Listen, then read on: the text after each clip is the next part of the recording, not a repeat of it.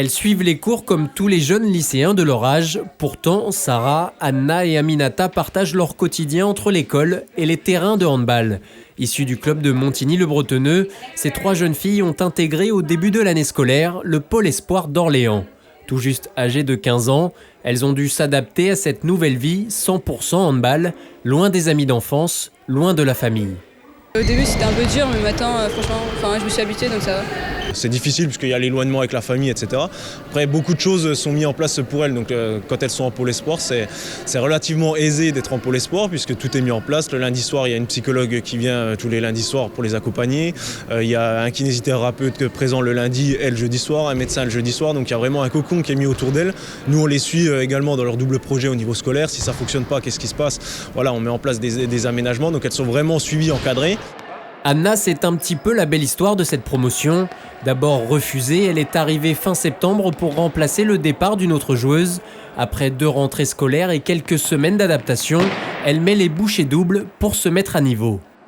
Le fait que j'ai été prise, c'est une motivation, ça veut dire que je suis douée, donc, ou alors qu'on peut m'apporter d'autres choses pour m'emmener là jusqu'où ils peuvent. Donc oui, ça me donne une motivation et puis j'essaie de m'investir au mieux de moi-même. Travail, combativité et mental, c'est par là que les Unimontaines s'ouvriront les portes des centres de formation. Pour certaines, inspirées par des grands joueurs comme Lucas Ballot, leurs ambitions sont claires, atteindre le haut niveau tout en gardant les pieds sur terre et l'esprit à l'école. J'aimerais bien aller en D1, mais après j'irai le plus haut niveau où je peux. Pour toi, c'est important quand même de continuer l'école. Pour quelle raison? Parce que le hand, si jamais je me blesse ou c'est pas une sécurité, donc vaut mieux que je sois bonne en cours.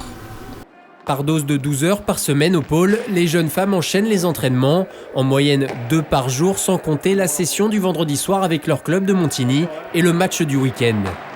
La même exigence pour toutes, voilà, toutes au même niveau. Il n'y en a vraiment qu'une qui joue le week-end, qui est sûre de jouer en moins de 18, c'est la gardienne. Il y a des filles qui peuvent être meilleures que d'autres, qui ne sont pas au pôle, parce que s'ils sont en formation. En France, 24 pôles espoirs nourrissent les 10 centres de formation des clubs professionnels.